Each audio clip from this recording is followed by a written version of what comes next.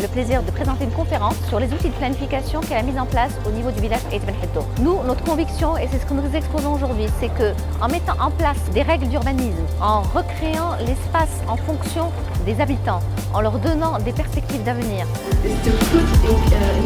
This conference is really well organized by the country of Morocco, and we feel very happy to be part of this.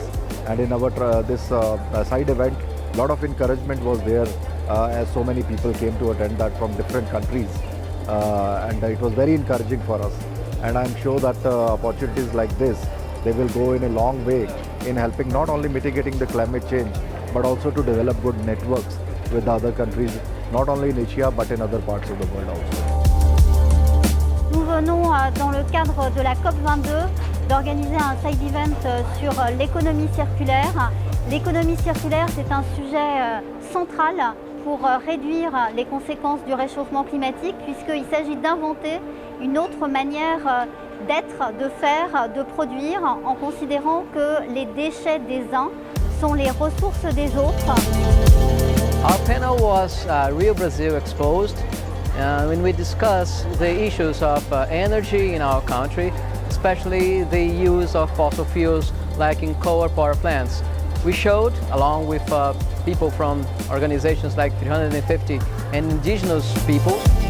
Donc le pavillon de la francophonie accueille plus d'une quarantaine d'événements durant la semaine, durant les 2 semaines de la conférence.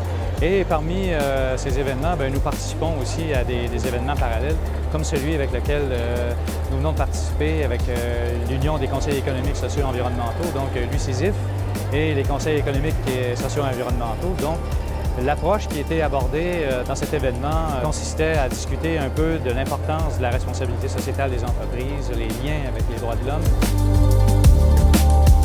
Une conférence très intéressante, très riche, qui a à la fois montré les enjeux, mais aussi parfois les limites de ce que l'on rencontre au quotidien, à savoir la lutte contre la pauvreté, la discrimination, les problèmes d'éducation et les problèmes de développement durable qui sont ici mis à l'honneur par le Maroc.